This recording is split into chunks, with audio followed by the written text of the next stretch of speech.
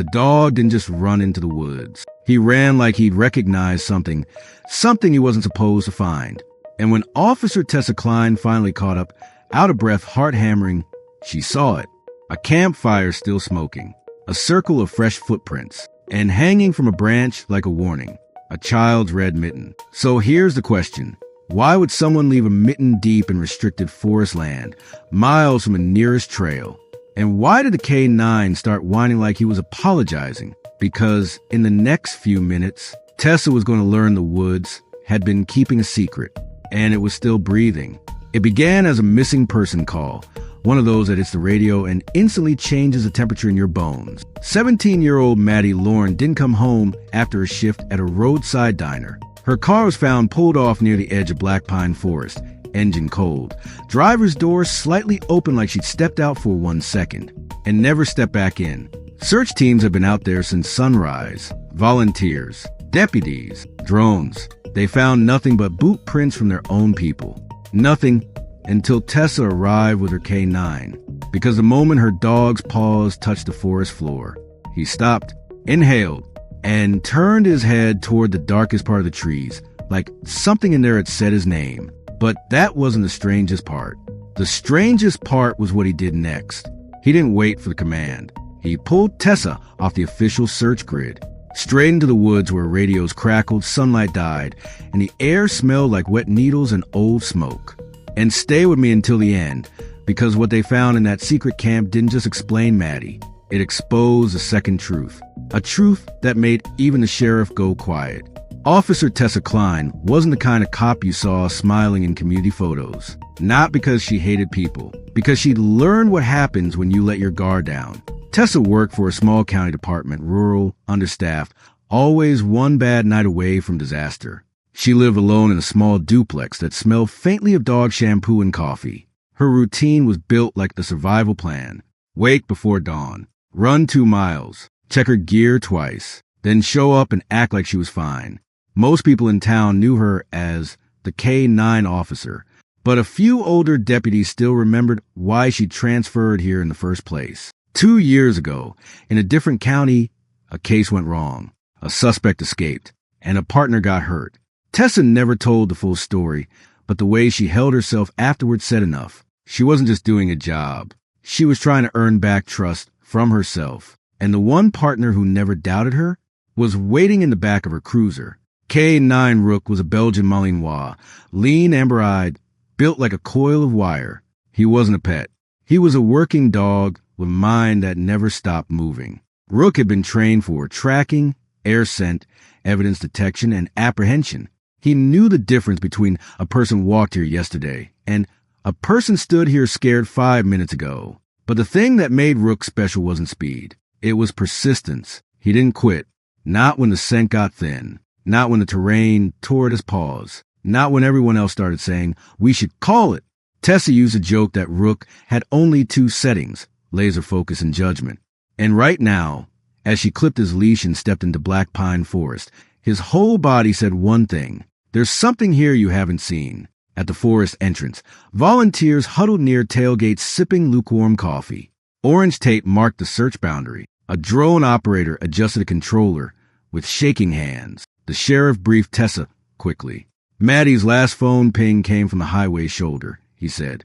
No sign of struggle, but you know how that goes. Tessa nodded, eyes scanning the trees. The forest looked ordinary in the way a locked door looks ordinary. Rook sniffed the air, then the ground, then the air again. His ears rotated slowly, tracking tiny sounds humans don't even register. A distant crow, a branch snap, wind pushing through pine needles like whispering. Tessa gave the command, track. Rook moved forward, nose low, then suddenly lifted his head. Air scenting. He stepped left, then right, then froze. His body stiffened. And then, without warning, Rook sat. That was his alert. Tessa crouched beside him, looking for what he was seeing. Nothing, just a patch of ground near a boulder, and a faint scuff mark in the dirt, like someone had pivoted there. Rook whined once. Not fear, urgency. Tessa felt the shift in her own instincts. This wasn't a casual scent. This wasn't someone walked through. This was fresh. Rook started forward, faster than a normal track. The leash tightened. Tessa jogged to keep up. Easy, she murmured. Rook didn't slow. And then he did something that made Tessa's stomach drop. He turned, hard, and pulled him off the main trail, straight into the dense trees. Tessa stopped, looked back toward the search grid. Radios, people, safety. Then she looked at Rook. He stared into the forest like it was calling him. What would you do in that moment? Would you trust the dog or the plan? Tessa swallowed and followed. The deeper they went, the quieter it got. Not peaceful quiet. The kind of quiet that feels like something is listening. The ground softened into moss and damp soil. Ferns brushed Tessa's knees. Every few steps, she caught the faint smell of smoke, old smoke, like a campfire that had been smothered, not extinguished. Rook's pace slowed. He started zigzagging. That's what tracking dogs do when the scent cone breaks. They cast back and forth, searching for the thread of odor in the air. Tessa watched his tail. High but tense. Rook stopped at a fallen log and sniffed intensely. Then he pawed at the bark. There, on the underside, was a dark smear. Not mud. Dry blood. Tessa's breath caught. She leaned closer, flashlight beam steadying on the stain. Her radio crackled behind her. Any update, Kline? Tessa didn't answer immediately. Rook suddenly jerked his head up and stared into the trees, not at the ground, at something ahead. And then he did something else unusual. He looked back at Tessa, direct eye contact, then whined again as if to say, "Hurry, hurry, hurry." Tessa's heart started pounding for a different reason now. Because blood in the forest wasn't proof of a crime, but it was a hint. And Rook wasn't acting like he'd found a hint. He was acting like he'd found a door. They moved forward 30 seconds later. They found the first sign the woods had been tampered with. A thin wire stretched ankle-high between two trees. A trip line. Tessa froze just in time. Her eyes followed the wire to a bent sapling rig like a spring. Attached was a rustic and filled with pebbles. An alarm. Not a hunter's warning. Not a kid's prank. A perimeter. Tessa's mouth went dry. Rook stared at the wire, then back at Tessa, ears slightly pinned. He knew it was wrong. And if there was one trip line, there were more. Tessa keyed her radio, voice low. K9 to command. I found a trip line set up off-grid. Looks intentional. Static than the sheriff. Copy. Mark your location. Do you need backup? Tessa looked around. GPS didn't work well under heavy canopy. The trees all looked the same. Tall, dark, indifferent. Rook tugged forward again. Tessa hesitated just a beat. Then she said, "Stand by. I'm following the track." She moved carefully now, eyes scanning at shin level and chest level. And Rook began to change. His posture dropped. His steps became quieter. He wasn't just tracking. He was hunting. They passed a patch of ground that looked disturbed. Leaves scraped away. Soil churned. Tessa crouched. Footprints. Multiple. One set looked like heavy work boots. Another, smaller. Shoe tread like a sneaker. Her pulse kicked. Rook sniffed the prints and let out a soft huff, then surged forward again. The forest thickened until daylight became a greenish twilight. Then Tessa heard it. A sound that didn't belong in wild woods. Not a bird. Not wind. A faint metallic clink, like someone stirring a pot. Rook's ears snapped forward, and he accelerated. Tessa ran after him, branches slapping her sleeves, breath burning. And then Rook stopped, so suddenly the leash snapped tight in Tessa's hand. He stood at the edge of a small ravine, staring down. Tessa stepped up beside him and saw it. Tarp, rope, a low plume of smoke threading through branches. A camp, hidden, deliberate, and not empty, because the smoke wasn't old. It was fresh. Tessa crouched behind a tree, pulling Rook close. Below, in a hollow car between rocks and roots, was a cluster of makeshift shelters. 2 tents, a lean-to, and a camouflage tarp stretched like a roof. There was a fire pit with embers still glowing. A cooler, stacks of canned food, and something hanging from a line. Clothes, not random clothes. A denim jacket, a hoodie, a bra. Tessa's stomach tightened. This wasn't a weekend camping trip. This was lived in, organized, hidden. Rook sniffed the air and whined, higher this time. He was picking up something stronger than smoke. Human odor. Fear. Tessa spotted a plywood board set up like a wall, partially shielded by branches. It had papers pinned to it. Photos. At first, she thought they were hunting maps. Then the wind shifted and the board turned slightly. Tessa's blood went cold. Those were missing person flyers. A dozen of them. Faces, names, ages, some old, some recent. And right in the center, Maddie Lorne. Tessa felt her throat constrict. Imagine realizing you're standing above a place someone's been using to collect people like souvenirs. Rook started to pull down into the ravine. Tessa tightened the leash, whispering, "No, not yet." She raised her radio slowly. "K9 to command," she breathed. "I found a camp. Hidden. Looks like a lot more than a camp." "Defy more," the sheriff said, voice suddenly sharp. Tessa stared at the missing flyers. More like a holding area. A pause. Then, units en route. "Kline, do not engage." Tessa should have waited. She knew she should have waited. But then Rook stiffened. His head turned toward the far side of the camp. And he did something that made Tessa's heart drop into her stomach. He lowered his body and growled.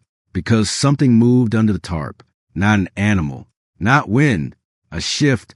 A human shift. And then, from somewhere deeper in that ravine, a muffled sound. A small sound. Like a sob. Tessa's mind split in two. One side screamed, "Wait for backup. Follow protocol." The other side said, "Someone is down there. Right now." Rook tugged harder, nails digging into soil. Tessa whispered, "Easy, easy." Then the sobbing sound came again, weak, desperate. Tessa made a decision that would haunt her or save a life. She moved down the ravine, slow and quiet, using trees for cover. Rook stayed close, body tight like a spring. The camp smelled wrong. Not just smoke. There was bleach and wet fabric and the faint, sour smell of fierce sweat. Tessa approached the nearest tent. The zipper was partially open. Rook shoved his nose toward it and whined, urgent. Tessa held her breath and pulled the zipper down another inch. Inside, a backpack, a phone, a bracelet with letter beads, and a strip of duct tape stuck to itself, already used once. Tessa's hands began to tremble. She backed away and moved toward the tarp where she'd seen movement. Rook's growl deepened. Tessa lifted her firearm, voice low but firm. "Sheriff's office. If someone's here, show yourself." Silence. Then the tarp shifted again. A figure crawled out, slowly, like an injured animal. Not the person Tessa expected. It was a girl, hair tangled, eyes wide, face streaked with dirt and tears. She looked at Tessa and tried to speak, but only a rasp came out. Rook immediately softened, no growl, no bark, just a frantic sniffing and a whine that sounded almost relieved. Tessa crouched, keeping her voice calm. Hey, what's your name?" The girl swallowed, lips trembling. "J. June," she whispered. "Please don't let him come back." Tessa's entire body went cold. "Who?" Tessa asked. June's eyes flicked toward the tree line. And that's when Tessa noticed something else. A second set of footprints, fresh, leading away from the camp. Boot prints, heavy, recent. Someone had left minutes ago. And if June was right, he was coming back. Tessa guided June behind a boulder, wrapping her jacket around her shoulders. "Listen to me," she whispered. "My people are coming. You are not alone." June shook, so hard her teeth clicked. "He watches the road. He hears radios." Tessa's eyes narrowed. "Hears radios?" June nodded quickly. "He has things, little black boxes. He listens." Tessa's stomach tightened as her gaze swept the camp again. That's what the trip line wasn't just for. It was early warning. This wasn't a makeshift hideout. This was a system. Rook suddenly lifted his head, sniffing hard. Then he turned and began pulling toward the back of the ravine, toward a thicket of brush that looked untouched. Tessa tried to hold him, but Rook's focus was absolute. He'd found something else. Tessa whispered to June, "Stay here. Do not move." June grabbed her sleeve with a weak hand. "Please don't leave." Tessa hesitated, eyes flicking between the trembling girl and her dog. Then she made the only choice she could live with. She clipped June to a belt loop with spare restraint, gentle, not tight, so she wouldn't wander in shock. And she followed Rook. They pushed through brush until Tessa's skin stung from thorns. Rook stopped at a patch of ground covered in pine needles. He sniffed, then pawed. Hard. Tessa knelt and brushed needles aside. Wood. A hatch, camouflaged with dirt and leaves. Rook whined and pawed again, then looked at Tessa with an intensity that felt like command. Tessa pressed her ear near the hatch. At first, nothing. Then, a sound, faint, rhythmic, not an animal. A human breathing on the other side. Tessa's heart lurched. There was someone down there, alive, and backup was still minutes away. Then Rook's ear snapped up. He turned his head toward the slope above the ravine. Footsteps, slow, heavy, approaching. Someone was returning to the camp. Tessa's pulse exploded. She whispered, barely audible, "Rook, stay." Rook didn't stay. He moved, quietly, toward the sound like a shadow. And Tessa followed, because there are moments in policing where you either act or you spend the rest of your life wishing you had. This is where the K9 work becomes almost unbelievable until you understand how it actually works. In dense woods, scent doesn't travel like a straight line. It pools in low areas, clings to damp leaves, gets pushed by wind into what handlers call a scent cone. A trained dog like Rook can detect a person who passed through hours ago and then separate that from a fresher trail layered on top. That's why Rook ignored the obvious paths, why he veered off-grid, why he kept air sending. He wasn't guessing. He was reading the forest like a map made of invisible ink, and that invisible ink was leading him to people someone tried to erase. A man appeared at the edge of the ravine. He looked normal, mid-40s, work jacket, baseball cap, gloves, the kind of guy you'd pass at a gas station without remembering his face. He paused, scanning the camp. Rook froze behind brush, body coiled. Tessa stayed hidden, gun raised but steady, heart slamming in her chest. The man stepped down into the ravine and walked straight to the missing person board. He stared at it like he was checking inventory. Then he reached into his pocket and pulled out a marker. He circled Maddie's picture and wrote one word beside it. Next, Tessa felt bile rise in her throat. The man turned slowly toward the tent area, toward where June was hiding. Tessa's muscles locked. And then, Rook moved. He burst in the brush like a silent missile, teeth bared, a low growl ripping out his chest. The man jerked back, startled, reaching for something at his waist. Tessa shouted, voice cracking through the forest like a gunshot. Sheriff's office. Hands up. The man froze half a second, then ran, not stumbling, not panicking, running like he knew the terrain, like he'd rehearsed it. Rook lunged after him.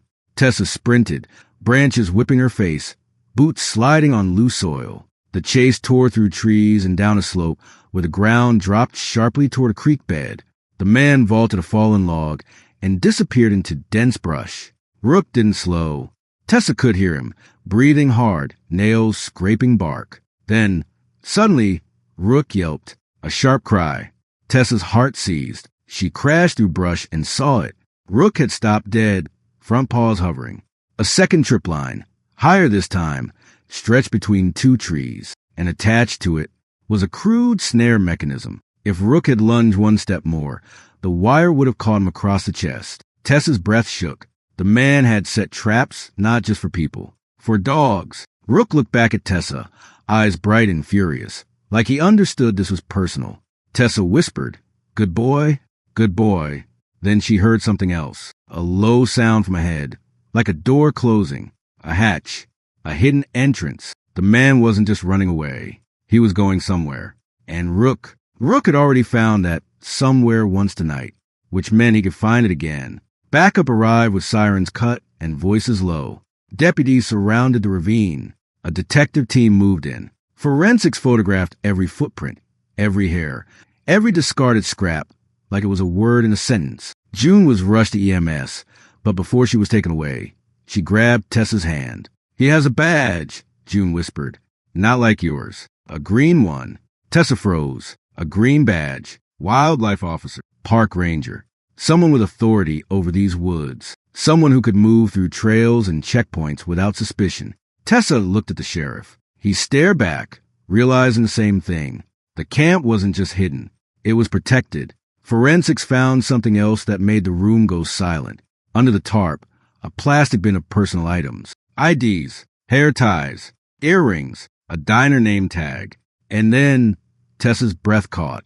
A laminated card from Maddie's workplace. The same diner the sheriff mentioned. The offender hadn't grabbed Maddie randomly. He'd been watching her routine, learning her, and when detectives ran the fingerprints lifted from the marker and duct tape, the match came back within an hour. A name that hit the department like a physical blow. Caleb Marr, a county wildlife officer, a familiar face at community events, a man who'd helped coordinate search and rescue training, a man who'd shaken Tessa's hand last month and said, "Good to see a K-9 team out here." Tessa felt cold spread through her chest, because the worst monsters aren't the ones hiding in the woods. They're the ones who know how to smile in daylight. And Caleb Marr wasn't just in the forest. He belonged to it. Rook was checked quickly. No injury, just a scraped paw. He refused arrest. He kept pulling toward the creek bed, nose working, eyes sharp. Tessa knelt, forehead touching his. "Find," she whispered. Rook surged forward. He led them along the creek, then uphill to a patch of rock where moss grew thick. At first glance, it looked like nothing, but Rook sniffed one spot and began pawing. Hard. Then he stopped and stared at Tessa. Alert. Deputies pried away the moss. A metal door. Not old. Not random. A concealed hatch built into stone, with a lock system and fresh scratches around the edges. The sheriff's voice went tight. Breach. They cut the lock. The hatch opened with a groan that felt like the forest itself protesting. A ladder descended into darkness. The air that rose up wasn't forest air. It was stale, damp, and it carried the faint metallic scent of blood. Tessa's flashlight cut into the space below.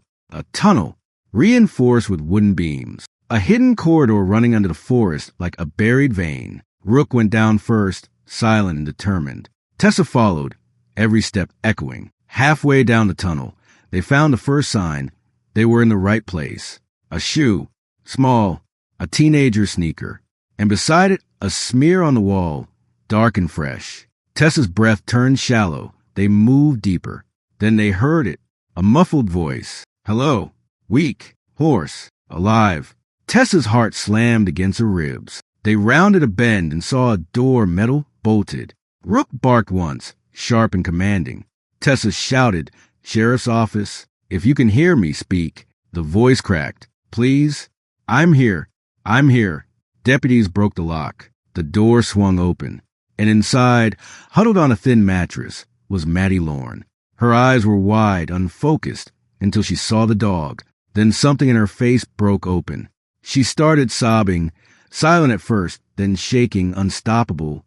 Rook approached slowly, gentle as if he knew she was fragile. Maddie reached out with trembling hands and pressed her forehead to his, like she was touching proof that she was real, that she was found. Tessa felt tears burn, but she kept her voice steady. "You're safe," she whispered. "You're safe now." Behind them, the sheriff's radio crackled. Suspects spotted near the North Access Road. Caleb Marr was running, but now they had Maddie. Now they had June.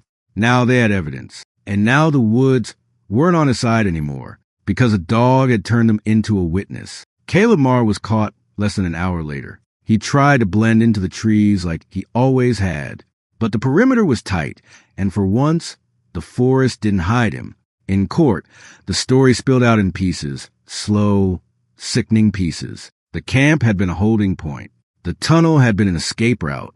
The missing flyers weren't trophies. They were planning, a schedule, a twisted routine built around control. June and Maddie survived. Others, some didn't. And for weeks, the town carried that heavy, complicated grief, the kind that doesn't go away just because one girl came home. But then something happened that gave people a place to put their emotions. A ceremony. Nothing fancy. Just the courthouse steps and a small crowd. Maddie stood with her parents, wrapped in a warm coat, still healing. June stood beside her, quieter, eyes scanning the world like it might betray her again. And Tessa stood with Rook. The sheriff cleared his throat. "This dog," he said, voice rough, "did what humans couldn't. He trusted his instincts. He refused to quit. He found what we missed." Maddie stepped forward. She looked at Rook and smiled, small, real. Then she leaned down and whispered something into his ear. Tessa couldn't hear it, but she saw Rook's tail flick once, soft and happy. And in that moment, with all the darkness behind them, it felt like the world exhaled, not healed, but breathing again. The woods don't judge. They don't care if you're innocent or guilty, lost or found. They just keep what's placed inside them. And that's why they're dangerous. Because it's easy to assume silence means safety. It doesn't. Sometimes silence means someone worked very hard to keep you from hearing what matters. But a dog like Rook doesn't listen the way we do. He listens with his nose, with his instincts, with a loyalty so stubborn it becomes courage. So if there's a message in this story, it's not just the woods can hide secrets. It's this. Pay attention to the ones who notice what you don't. The ones who stop at nothing. The ones who pull you off the safe path because they can sense the truth buried under routine. Because sometimes the difference between a tragedy and a rescue is one moment of trust. One leash, one decision, one dog refusing to let go. If this story hit you, if you felt that shift when Rook pulled Tessa off-grid, tell me in the comments. What would you have done? Would you have followed the dog into the trees, even when every rule says wait? And I also want to ask you something personal. Have you ever had a dog react to a place or a person like they sensed something you couldn't explain? If you did, share it. I read those stories and they stay with me. And if you want more cinematic, emotional K9 and police stories like this, please like and subscribe. It tells the algorithm this kind of storytelling matters. Because the next story starts with AK9 refusing to enter an abandoned house and ends with a discovery that makes a seasoned detective whisper just 2 words. Not again.